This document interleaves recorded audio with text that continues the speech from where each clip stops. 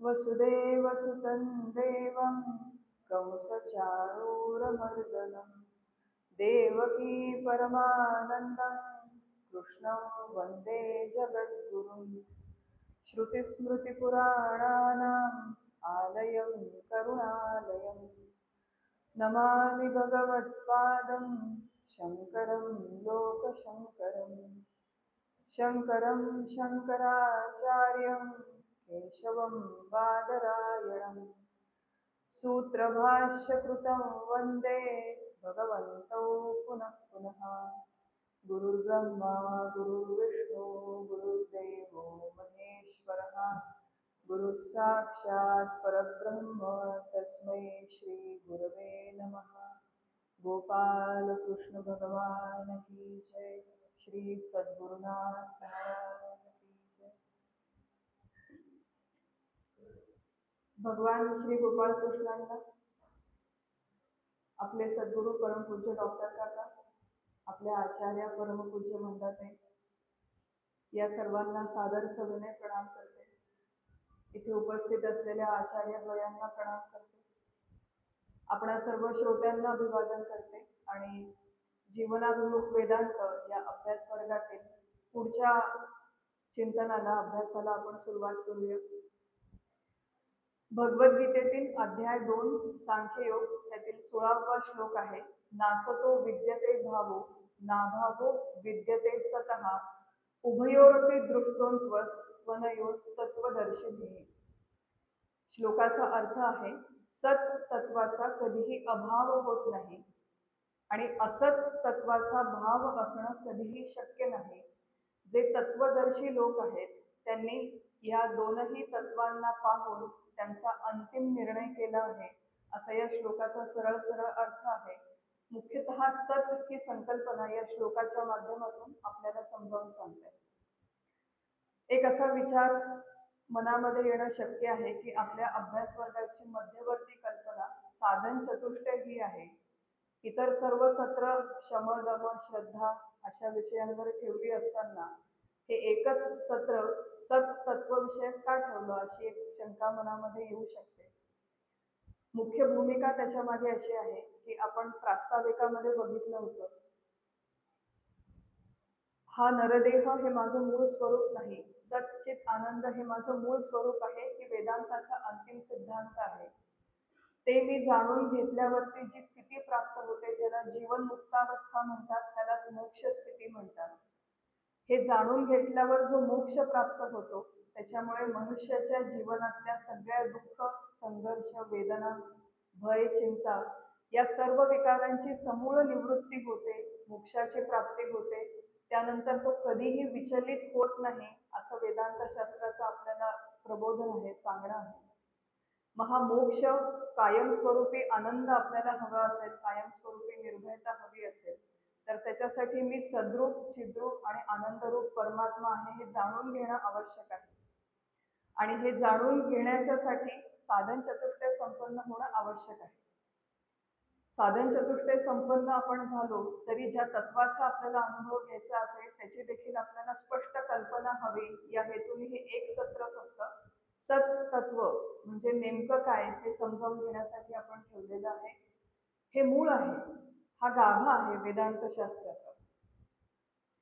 सत शब्दाचा अर्थ आहे, इथे व्याख्या केली आहे भगवान श्रीकृष्णांनी, ज्याचा कधीही अभाव नसतो, जे कधीही नाही असं नाही, त्याला सत तत्व म्हणतात। व्यवहारामध्ये आपल्याला जेवढ्या व्यक्ती, वस्तू, पदार्थांचं ज्ञान आहे ते भूतकाळामध्ये त्यांची कधीतरी उत्पत्ती झाली, काही काळ त्यांना अस्तित्व आहे, भविष्य काळात त्यांचा नाश होईल, त्यामुळे त्यांचं आपल्याला माहिती असलेल्या सगळ्या व्यक्ती, वस्तू, पदार्थांचं अस्तित्व हे अत्यंत मर्यादित आहे। भूतकाळातही आहे, वर्तमान काळातही आहे आणि भविष्य काळातही आहे। अशा कुठल्याच तत्वाचा आपला आतापर्यंत परिचय झाला नाही जोपर्यंत आपण वेदांत शास्त्राचा अभ्यास करत नाही। आणि त्याचा परिणाम हा आहे की आपल्या सगळ्यांच्या जीवनामध्ये जो काही विनाश होतो त्याचं दुसरं नाव आहे मृत्यू, ज्याच्यामध्ये अस्तित्व संपतं। त्या विनाशाला आणि मृत्यूला आपण सत्यत्व दिलेलं आहे। आणि आपल्या जीवनात जो काही संघर्ष होतो, जी भीती वाटते, जो त्रास होतो आपल्याला, तो मुख्यतः या विनाशामुळे होतो, या मृत्यूमुळे होतो. योग वासिष्ठ या ग्रंथामध्ये आपल्याला समजावून सांगताना श्रीराम आणि वसिष्ठ यांच्यामध्ये संवाद आहे. त्याच्यामध्ये या मृत्यूचं, विनाशाचं मूळ स्वरूप वर्णन केलेलं आहे. ज्याच्यामध्ये सांगताना म्हणतात की हा जो मृत्यू आहे हा अत्यंत निर्दय, कठीण, क्रूर, कर्कश आणि कृपण अशा प्रकारे मृत्यूचं वर्णन केलेलं आहे.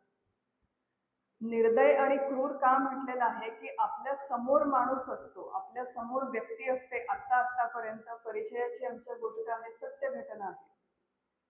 एक पती पत्नींचं जोडपं होतं.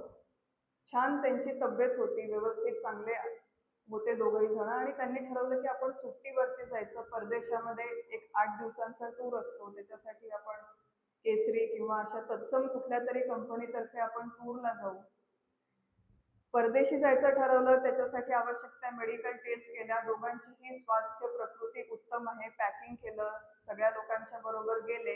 5-7 दिवस फिरले आणि एक दिवस त्यांचं ट्रेनमध्ये प्रवास चालू होता. ट्रेनमधून आपलं सामान घेऊन दोघंही जण उतरले आणि त्या सगळ्या समूहाच्या बरोबर, ग्रुपच्या बरोबर रस्त्याने चालत असताना त्या पती पत्नींच्या जोडप्यांपैकी एक जे पती होते ते अचानक म्हणाले की मला जरा दुखतंय, मी इथे बसतो. म्हणून रस्त्याच्या बाजूला जो फुटपाथ होता तिथे जाऊन बसले आणि 1 मिनिटामध्ये त्यांचं प्राणोत्क्रमण झालं. त्यांना देवाज्ञा झाली. परदेशी सुट्टी मनवायला म्हणून गेलेलं हे जोडपं होतं आणि त्याच्या पुढे पत्नीला जो धक्का बसला, घरातल्यांना जो शॉक बसला आणि पुढची जी सगळी प्रक्रिया आहे ती झाली. पण मृत्यूला क्रूर आणि निर्दय एवढ्यासाठी म्हटलेलं आहे की केव्हा कुठल्या स्वरूपात तो आपल्या समोर येईल, आपल्या घरात येईल, आपल्या दारात येईल, याची कोणालाही शाश्वती नाही, कोणालाही ते ठाऊक नाही. आणि त्याच्यामुळे खूप वेगवेगळ्या प्रकारचं दुःख आपल्या जीवनामध्ये निर्माण होतं. अशा प्रकारे मृत्यू अचानक जो येतो त्याच्याबरोबर कोप अप करण्यासाठी मेकॅनिझम्स आपल्याला आपल्या व्यवहारामध्ये कुठल्याही पद्धतीमध्ये, कुठल्याही शास्त्रात शिकवले जात नाही, किंवा जे उपाय शिकवले जातात ते अत्यंत वरवरचे असतात, व्हेरी सुपरफिशियल. इथे आपल्याला समजावून सांगणं चालू आहे की ज्या मृत्यूला, ज्या विनाशाला तुम्ही इतकं सत्यत्व दिलेलं आहे, मुळात ती मृत्यू ही घटनाच कशी मिथ्या आहे किंवा भ्रमरूप आहे असं मुळातून समजावून सांगणं चालू आहे. की जन्म आणि मृत्यू या घटना कोणाच्या बरोबर आहेत, तर त्या देहाच्या, नामरूपाच्या किंवा व्यक्ती, वस्तू, आकाराशी जोडलेल्या आहेत.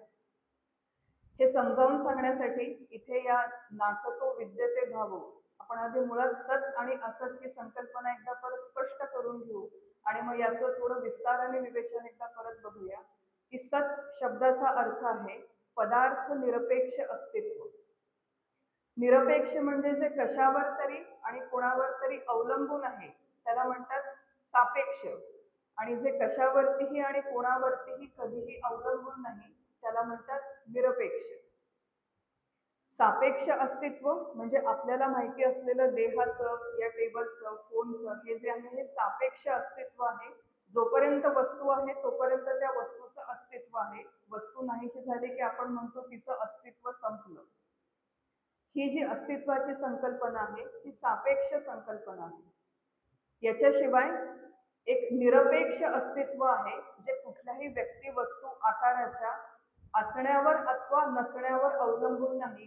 त्या निरपेक्ष अस्तित्वाला सत तत्व असं म्हणतात, जे तीनही काळात अखंड आहे आणि अबाधित आहे. ही सत तत्वाची व्याख्या आहे. दुसरा शब्द या श्लोकामध्ये आला आहे असत तत्व.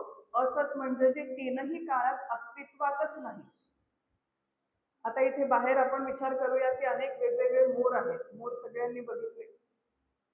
मी म्हटलं की मला शिंग असलेला मोर दिसला, तर तुम्ही काय म्हणाल? शक्यच नाही, कारण की शिंग असलेला मोर ही संकल्पना अस्तित्वातच नाही, भूतकाळातही नाही, वर्तमान काळातही नाही, भविष्य काळातही नाही. मोर, शिंग असलेला मोर हा असत आहे, हा कधीही अस्तित्वात नाही. आता सत म्हणजे तीनही काळात आहे, असत म्हणजे तीनही काळात नाही. आपल्याला इथे समजावून सांगणं चालू आहे की आपलं जे मूळ स्वरूप आहे ते कसं आहे, या मुळाकडे आपल्याला घेऊन जाण्याचा भगवान श्रीकृष्ण आणि भगवान शंकराचार्य प्रयत्न करतायत. थोडासा काल जो विषय झाला 2-3 सत्रांमध्ये त्याचे आणि आजचे कनेक्ट द डॉट्स करून घेऊ. काल आपण एक विचार केला होता ज्याच्यामध्ये विवेक, विचार हा संयमी दृश्य हा असा एक सत्र झालं आपलं, ज्याच्यामध्ये आपण विवेक करणं म्हणजे वेगवेगळं करणं शिकलो. आज आत्ता या क्षणी माझी मी बद्दलची संकल्पना काय आहे? मला वाटतं मी म्हणजे देह आहे. मी म्हणजे देह, देह म्हणजे मी, ही माझी स्वतःबद्दलची संकल्पना आहे. काल आपण एक विवेक करायला शिकलो की जे जे दिसतं, जे जे दृश्य आहे, जे जे ज्ञेय आहे, ते सगळं अचेतन आहे. आणि त्या दृश्याला जाणणारा, ज्ञेयाला जाणणारा जो ज्ञाता आहे किंवा द्रष्टा आहे तो नेहमी चेतन असतो. लक्षात आहे का सगळ्यांच्या? हो नाही? टेबल दृश्य आहे, मी द्रष्टा आहे, टेबल अचेतन आहे, मी चेतन आहे, हा साधा विवेक झाला. पण जेवढं हे टेबल दृश्य आहे तेवढंच माझा देह देखील दृश्य आहे. आणि माझा देह दृश्य आहे, या देहाला पाहणारा जो चेतन तत्व आहे तो द्रष्टा आहे आणि तो चेतन आहे. त्यामुळे देह बाय इटसेल्फ अचेतन आहे. एक आपण लक्षात घेऊया की परमार्थामध्ये जेव्हा आपण प्रवेश करतो तेव्हा ही संकल्पना सुरुवातीला स्पष्ट समजावून घेणं अत्यंत आवश्यक आहे. आपण म्हणतो मी देह आहे आणि मी चेतन आहे. आपण देहाला चेतनत्व देतो. पण थोडासा विचार केला तर लक्षात येईल की बाय इटसेल्फ हा देह चेतन नाही. का बरं चेतन नाही? कारण की देहाचे जे अवयव आहेत यांना, उदाहरणार्थ माझ्या डोळ्याच्या समोर हा एक फोन ठेवला आहे आणि इथे एक फूल ठेवलं आहे. हा कोण आहे आणि हे फूल आहे हा फरक डोळ्यांना कळत नाही. डोळ्यांच्या मागे जे चेतन तत्व आहे त्याला हा फरक कळतो की हे कोण आहे आणि हे फूल आहे.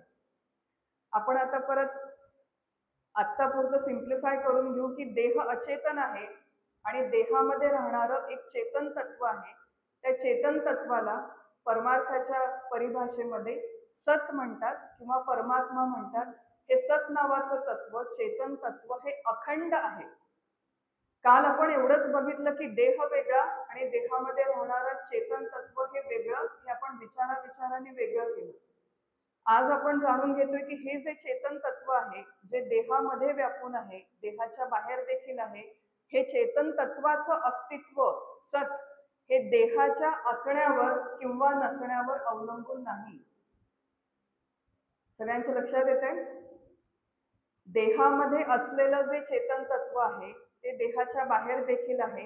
हे चेतन तत्व देहाच्या असण्यावर किंवा देहाच्या नसण्यावर अवलंबून नाही. एक साधा आपलं व्यवहारातलं उदाहरण आहे की इथे आता हे एवढी मोठी खोली आहे. या खोलीमध्ये आपण 50 वेगवेगळ्या रंगाचे आकाराचे माठ तयार केले आणि इथे ठेवले. आता आकाशामध्ये माठ आहे का माठामध्ये आकाश आहे?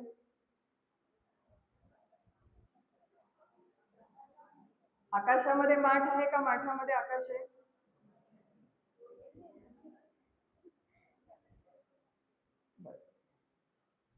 सगळे माठ फुटले, असा विचार करू की 50च्या 50 माठ फुटले, तर मुळात जे आकाश होतं त्या आकाशाच्या असण्यामध्ये किंवा नसण्यामध्ये काही फरक पडेल का? माठ निर्माण होण्याच्या आधी सुद्धा आकाश आहे, माठ असताना सुद्धा आकाश आहे आणि माठाचा विनाश झाला तरी आकाश आहे. माठाच्या असण्या नसण्यावर जसं आकाशाचं अस्तित्व अवलंबून नाही, तसं या माठाच्या असण्यावर अथवा नसण्यावर काय म्हटलंय आपल्या देहाला? मी म्हटलेलं नाहीये, आपल्या संत महात्म्यांनी म्हणून ठेवलंय. आमचे सद्गुरू एक फार छान सांगतात की हे देह एका मडक्यासारखा आहे. हे आपल्या समोर कोणीतरी मडकं घेऊन चालण्याच्या आत आपल्याला कळावं. मडक्यासारखा हा देह आहे. हा असला तरी सत तत्व आहे, हा नसला तरी सत नावाचं तत्व अखंड आहे. ही संकल्पना इथे समजावून सांगणं चालू आहे. आता हा देह आणि देहाच्या आत बाहेर व्यापून असलेलं हे जे चेतन तत्व आहे, या चेतन तत्वाचं अखंड अस्तित्व सिद्ध करण्यासाठी सत हा शब्द वापरला. आणि या सत या शब्दाचं आणि आपल्या देहाचं जे आपण घट्ट कपलिंग करून ठेवलेलं आहे, घट्ट त्यांना जोडून ठेवलेलं आहे, केवळ आपल्या स्वतःच्या देहाशी नाही तर आपल्याला दिसतात त्या सगळ्या नामरूपांशी आपण हे अस्तित्व सत तत्व घट्ट जोडून ठेवलेलं आहे. त्याचं डिकपलिंग करण्यासाठी, त्यांना वेगवेगळं करण्यासाठी भगवान शंकराचार्यांनी एक वैचारिक प्रक्रिया आपल्या समोर ठेवली आहे. शांकर भाष्यामध्ये ती येते, नासतो विद्यते भावाचं जे शांकर भाष्य आहे त्याच्यामध्ये ही प्रक्रिया आपल्याला समजावून सांगितली आहे. आपण कुठल्याही पदार्थाकडे जेव्हा बघतो, उदाहरणार्थ आपण इथे माझ्या समोर फोन ठेवलेला आहे, हा फोन जेव्हा आपण बघतो तेव्हा आपला एक साधा सरळ सामान्य विचार आहे की फोन आहे. तुझ्या समोर काय आहे? मी म्हणते माझ्या समोर फोन आहे, माझ्या समोर फूल आहे, माझ्या समोर डब्बी आहे, माझ्या समोर टेबल आहे. फोन आहे, फूल आहे, टेबल आहे, डब्बी आहे, याच्यामध्ये काय कॉमन आहे? आहे. हा शब्द सगळीकडे कॉमन आहे. भगवान शंकराचार्य आपल्याला म्हणतात की तुम्ही जेव्हा स्वतःच्या देहाचा, इतर देहांचा आणि सगळ्या व्यक्ती वस्तूंचा विचार करता, त्यांच्याकडे पाहता, तत्वदर्शी लोकांची दृष्टी कशी असते हे इथे समजावून सांगणं चालू आहे. तेव्हा त्यांनी सांगितले की आपली पाहण्याची दृष्टी या सगळ्या दृश्य विश्वाकडे, माझ्या देहासकट पाहण्याची जी दृष्टी आहे तिचे 2 विभाग करा. Divide it into 2. त्या 2 विभागामध्ये पहिला विभाग जो आहे तो त्या वस्तूच्या नामरूपाचा किंवा आकाराचा विचार करतो. त्या नामरूपाचा आणि आकाराचा विचार करणाऱ्या बुद्धीला घटबुद्धी असं म्हणा, आणि तिच्या आहेपणाचा विचार करणाऱ्या बुद्धीला सद्बुद्धी असं म्हणा. घटबुद्धी आणि सद्बुद्धी सगळ्यांच्या लक्षात येते? घटबुद्धी म्हणजे समोरचा जो घट आहे, समोरची जी वस्तू आहे त्याच्या नामाचा, त्याच्या रूपाचा, त्याच्या आकाराचा विचार करते, त्याच्यावर केंद्रित होते, ती घटबुद्धी. आणि त्या घटाच्या अस्तित्वाचा जी विचार करते ती सद्बुद्धी. आता भगवान शंकराचार्य आपल्याला इथे समजावून सांगतायत, घटादी बुद्धी ही व्यभिचरती, सद्बुद्धी न व्यभिचरती. नामरूपाचा, आकाराचा विचार करणारी जी बुद्धी आहे त्याच्यामध्ये व्यभिचार निर्माण होतो, म्हणजे त्याच्यामध्ये बदल होतात. परंतु अस्तित्वाचा विचार करणारी जी बुद्धी आहे किंवा ती जी दृष्टी आहे त्याच्यामध्ये बदल होत नाही, होणं शक्य नाही. आणि हे आपल्याला समजावून सांगतात. विचार करूया, 1-2 उदाहरण घेऊया म्हणजे आपल्या लक्षात येईल की सगळ्यात पहिल्यांदा नामरूप आकार आणि आहेपणा, अस्तित्व, याला आपण वेगवेगळं करण्याचा प्रयत्न करतोय, केवळ विचाराने वेगवेगळं करतोय. सगळ्यात पहिल्यांदा मी म्हणते की फूल आहे आणि फोन आहे. बरोबर आहे? याच्यातलं फूल आणि फोन वेगळं काढायचा, आहेपणा वेगळं काढायचा. 4 दिवसांपूर्वी हे फूल नव्हतं. 4 दिवसांपूर्वी हे फूल, 3 दिवसांपूर्वी याची निर्मिती झाली. निर्मिती झाल्यामुळे हे फूल अस्तित्वात आलं. बरोबर आहे? मग आता निर्मिती जी झाली ती नामरूप आकाराची झाली का निर्मिती झाली ती आहेपणाची झाली? नामरूप आकार निर्माण झाले, आहेपणा तसाच राहिला. त्यामुळे नामरूपाचा विचार करणाऱ्या घटबुद्धीमध्ये निर्मिती हा एक व्यभिचार झाला, हा एक विकार झाला. बरोबर? त्यामुळे नामरूपामध्ये निर्मिती होते, आहेपणाची निर्मिती होत नाही. हा पहिला भाग. दुसरा भाग आपल्याला समजावून सांगताय की नामरूपावरती संस्कार करणं शक्य आहे, आहेपणावरती कुठलाही संस्कार करणं शक्य नाही. नामरूपावरती संस्कार होतात. असा एक विचार करूया की इथे कापड, हे कापड ठेवलेलं आहे टेबल क्लॉथ. हे कापड ओलं झालं, कापड कोरडं झालं, कापड जळालं आणि कापड फाटलं. 4 संस्कार आपण याच्यावर केले. ओलं झालं, कोरडं झालं, जळालं आणि फाटलं. आता हे 4ही संस्कार कापडावर झाले का आहेपणावर झाले? कारण की आपण वाक्य काय म्हणतो? कापड ओलं आहे, कापड जळालेलं आहे, कापड फाटलेलं आहे, कापड कोरडं आहे. आहेपणा कॉन्स्टंट आहे आणि 4ही संस्कार हे त्या नामरूपावरती झाले. भगवान शंकराचार्य म्हणतात घटबुद्धी आणि सद्बुद्धी यांना रोज आपण अशा पद्धतीने वेगवेगळं करायला शिकायचं. नामरूप निर्माण होतात, आहेपणा निर्माण होत नाही. नामरूपावर संस्कार होतात, आहेपणावर संस्कार होत नाहीत. नामरूप हा जो तिसरा भाग आहे, नामरूपांमध्ये आपलं आप, आता हे जे संस्कार आहेत, जाळणं, फाडणं, हे मी स्वतः केले. पण मी संस्कार केले नाही तरी नामरूप जे आहे ते ऑटोमॅटिकली स्वतःच्या स्वभावाने बदलतात. नामरूपांमध्ये विकार निर्माण होतात. 5-10 वर्षांपूर्वी म्हणजे माझा जन्म झाला तेव्हा माझा रंग खूप काळा सावळा होता. म्हणजे आरशात बघितलं की आपल्याला काळा सावळा रंग कोणाला आवडतो? मग असं रोज मला वाटायचं की आपण कसं असावं, गोरखपान असावं असं मला रोज वाटायचं. मग ते फेअर अँड लवलीचे किती किलो ट्यूब्स आणले असतील घरामध्ये. रोज ती ट्यूब घ्यायची आणि फासायची आणि मग फासल्यावर रोज बघायचं की आपण आता किती गोरं झालो. मग असं वर्षानुवर्षे फेअर अँड लवलीला पैसे देऊन देऊन देऊन आता मी काळ्याची थोडीशी सावळी झाले. आता हा जो विकार झाला, त्वचेचा रंग बदलला, हा विकार त्या त्वचेवरती झाला. आपण म्हणूया की संस्कार केला म्हणून बदलला, पण असे अनेक विकार आहेत की काही संस्कार न करता सुद्धा केसांचा रंग आपोआप बदलतो, फुलांचा रंग देखील फेड होतो, आपोआप बदलतो. हे सगळे विकार नामरूपांमध्ये निर्माण होतात. आहेपणामध्ये एकही विकार होत नाही, एकही बदल आहेपणामध्ये होत नाही. नामरूपाचा विनाश होतो, आहेपणाचा विनाश होत नाही. घटबुद्धी ही व्यभिचरती, सद्बुद्धी ही न व्यभिचरती. तसंच हे जे सगळे विकार आहेत हे या देहामध्ये होतात, या टेबलच्या नामरूपामध्ये होतात.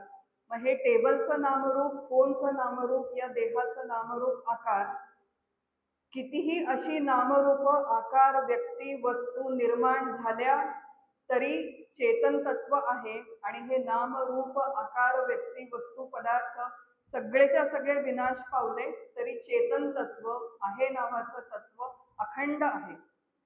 हे सगळे पदार्थ असले तरी चेतन तत्व आहे, हे सगळे पदार्थ नसले तरी चेतन तत्व आहे. यांच्या असण्या नसण्यावर त्या चेतन तत्वाचं असणं नसणं अवलंबून नाही. असं जे अखंड असणारं तत्व आहे त्यालाच सत म्हणतात, त्यालाच चित म्हणतात, त्यालाच आनंद म्हणतात. आणि ते सच्चिदानंद परमात्मा हे माझं मूळ स्वरूप आहे, हे आपल्याला वेदांत शास्त्राच्या माध्यमातून समजावून सांगणं चालू आहे. ज्याच्यामध्ये विकार होतात, ज्याच्यावर संस्कार होतात, ज्याचा विनाश होतो, ज्याची उत्पत्ती होते, ते मी नाही. पण ज्या चेतन तत्वाच्या अधिष्ठानावरती हा सगळा व्यापार होतो तो मी आहे, हे समजावून घेणं इथे चालू आहे. आता ही सगळी तात्विक मांडणी झाली आणि मला आठवतं, खूप प्रकर्षाने आठवतं की आपण सुरुवातीच्या काळामध्ये हा तत्वज्ञानाचा विचार करतो, बराच करतो. पण एखादी गोष्ट कळते कदाचित शाब्दिक स्तरावरती, पण ती क्लिक व्हायला वेळ लागतो आपल्याला. आणि एक साधारण 2020 किंवा 21ची गोष्ट असेल, प्रत्यक्ष झालेली घटना आहे आणि याच्याशी संबंधित आहे म्हणून सांगते. इथे शिवगडमध्ये ही 6 नंबरची खोली आहे. ज्यांनी बघितली नसेल त्यांनी अवश्य जाऊन ती बघून यावी. या 6 नंबरच्या खोलीमध्ये कोरोनाची महामारी नुकतीच होऊन गेली होती. शिवगड त्या काळामध्ये बंद होतं आणि शिवगडमध्ये फारसे व्हिजिटर्स येत नसत. तुरळक काही लोक आमच्या सद्गुरूंकडे, डॉक्टर काकांच्याकडे येऊन सेवेला राहायचे. त्या काळात आम्ही सेवेला तिथे असताना काका रोज संध्याकाळी इथे शिवगडला येऊन बसायचे आणि व्हिजिटर्स कोणीच नाही म्हणून 6 नंबरच्या खोलीमध्ये येऊन रोज बसायचे. जुलै ऑगस्टचा महिना होता आणि त्या जुलै ऑगस्टच्या महिन्यात तिथे मोठ्या मोठ्या खिडक्या आहेत. त्या मोठ्या मोठ्या खिडक्यातून समोरचा रस्ता, समोरची टेकडी आणि सगळं दृश्य दिसतं. तर आमचे सद्गुरू रोज यायचे आणि एक खुर्ची त्या मोठ्या खिडकीच्या समोर ठेवून बाहेरचं जे दृश्य आहे निसर्गाचं, प्रसन्न पाऊस पडलेला आहे, हिरवगार वातावरण आहे, ते रोज शांतपणे बघत बसायचे. त्यांच्याबरोबर सेवेला असताना एक दिवस आम्ही तिथे होतो आणि आम्ही बाजूला बसलो होतो. ते खिडकीतून बाहेर बराच वेळ बघत होते. निर्जन रस्ता होता आणि संध्याकाळी एक गाय आणि त्या गायीच्या बरोबर एक मनुष्य, असे 2 जण त्या रस्त्याने चालले होते. तेव्हा आमचे डॉक्टर काका म्हणाले की आता समोरचं हे जे दृश्य आहे त्याच्यामध्ये गाय आहे, मनुष्य आहे, टेकडी आहे, हिरवळ आहे. याच्यामधली हिरवळ, टेकडी, मनुष्य, गाय हे सगळं बाजूला ठेवून द्यायचं आणि फक्त आहे म्हणून या सगळ्या पसाऱ्याकडे बघायचं. फक्त आहे, त्याच्याबरोबरचे नामरूप जे आहेत ते आपल्या विचारातून दूर काढायचे.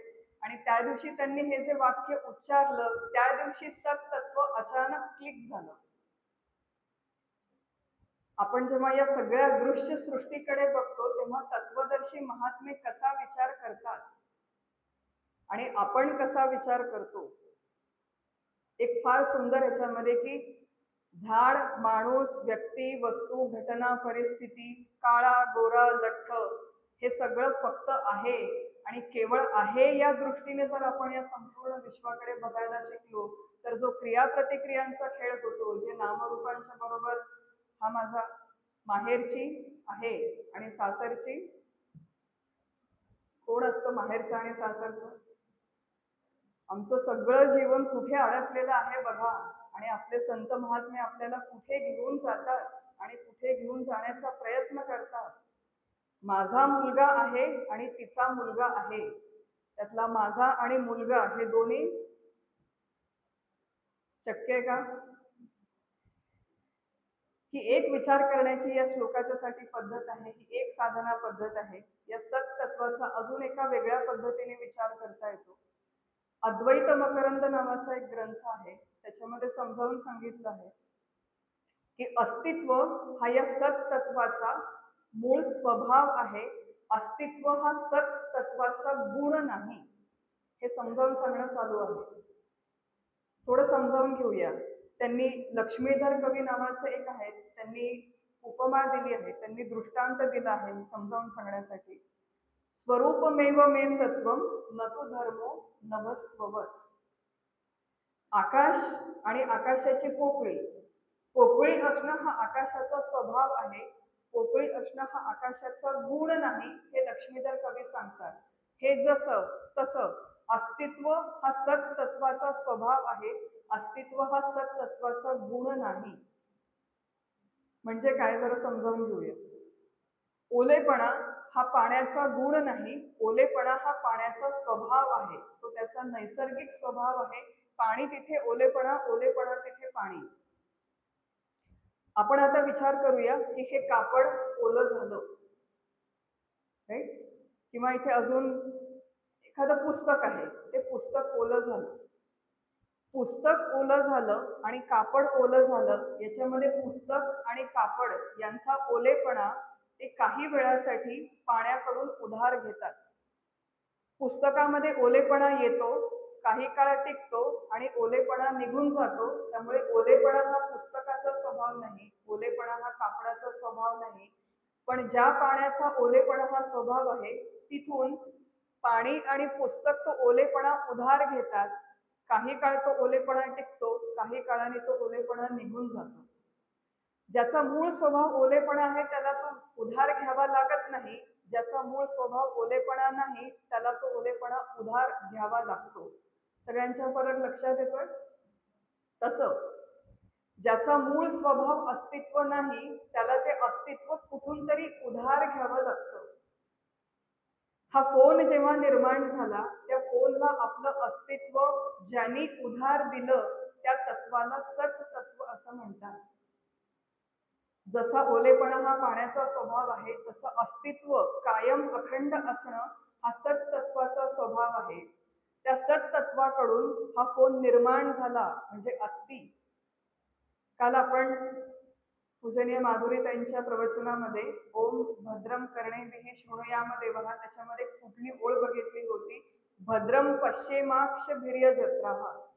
डोळ्यांनी कायम भद्र पाहावं, किंवा जे आहे ते भद्रच आहे असा विचार करावा. ते भद्र काय आहे की जे नामरूप येतं आणि जातं ते अशुभ आहे. काल आपल्याला मावशींनी सांगितलं होतं, जे येतं आणि जातं ते सगळं अशुभ आहे. जे अखंड असतं ते शुभ आहे आणि जे अखंड असतं ते हे अस्तित्व आहे, तो आहेपणा, तो सत. या फोननी त्या सत तत्वापासून आहेपणा उधार घेतला आणि मग हा फोन अस्तित्वात आला. काही काळ टिकला आणि मग ह्या फोनचं नामरूप नष्ट झालं. तो अस्तित्व कुठे गेलं नाही, अस्तित्व नावाचं तत्व अखंड आहे. त्या सत्तत्वाकडून ज्या ज्या व्यक्ती, वस्तू, घटना, परिस्थिती जेव्हा जेव्हा निर्माण होतात तेवढ्या वेळापुरतं आपलं अस्तित्व उधार घेतात. काही काळ ती नामरूप टिकतात आणि काही काळाने ती नामरूप निघून जातात. त्याच्यामुळे जो शहाणा व्यक्ती आहे, समजूतदार आहे, विचारवंत आहे, त्याला आपल्या जीवनात जर दुःख नको असेल, मृत्यूचं, विनाशाचं, केवळ व्यक्ती, वस्तू, घटना, परिस्थिती विनाश झाला की दुःख होतं असं नाही. आपल्या जीवनातली नाती संपतात, प्रेम संपतं, यश संपतं, पदवी राहत नाही, सगळ्या गोष्टी येतात आणि निघून जातात आणि आपण एखाद्या प्रवाहात फरफटत जाणाऱ्या व्यक्तीसारखे, पाण्यासारखे, अरे हा आला, अरे तो गेला. एक छान वाक्य मी इंग्लिशमध्ये वाचलं होतं की man is born crying, man lives, वाक्य आता एक्झॅक्टली आठवत नाही, त्याचा अर्थ असा होता, मनुष्याचा जन्म रडत रडत होतो, गुणगुण करत तो आपलं पूर्ण जीवन जगतो. मॅन लिव्स वाईल कंप्लेनिंग, आणि स्वतःचा जीव जाताना निराश होऊन ते हे जग आणि जीव सोडून देतो. रडत रडत जन्म होतो, निराश होऊन मृत्यू होतो, आणि मधला पूर्ण काळ तो गुणगुण करत बसतो. हे आदर्श मानवी जीवन नाही. अशी गुणगुण करणं, कभी खुशी कभी गम, डोळ्यातून पाणी, अश्रू, हुंका वगैरे, हे सगळ्या विनाशाशी जोडलेल्या वस्तू, विनाशाशी जोडलेल्या आपल्या प्रतिक्रिया आहेत. मुळात विनाश ही घटनाच सत्य नाही, जन्म ही घटनाही सत्य नाही. ती त्या नामरूपाशी जोडलेली आहे, जे मुळातच विकारवान आहे. परंतु या सगळ्यांशी जोडलेलं जे सत नावाचं तत्व आहे, ते तीनही काळात अखंड आहे. ते सत नावाचं चेतन तत्व अखंड असणारं ते मी आहे, सहा अहम. याच्यासाठी हा आपला सगळा प्रयास, आपला सगळा प्रयत्न चालू आहे. अगदी थोडक्यामध्ये आपण ही संकल्पना समजावून घेण्याचा प्रयत्न केला, आणि उर्वरित जो विषय आहे तो आपण प्रश्नोत्तरांच्या माध्यमातून समजावून घेण्याचा प्रयत्न केला. आजचं आपलं हे चिंतन इथेच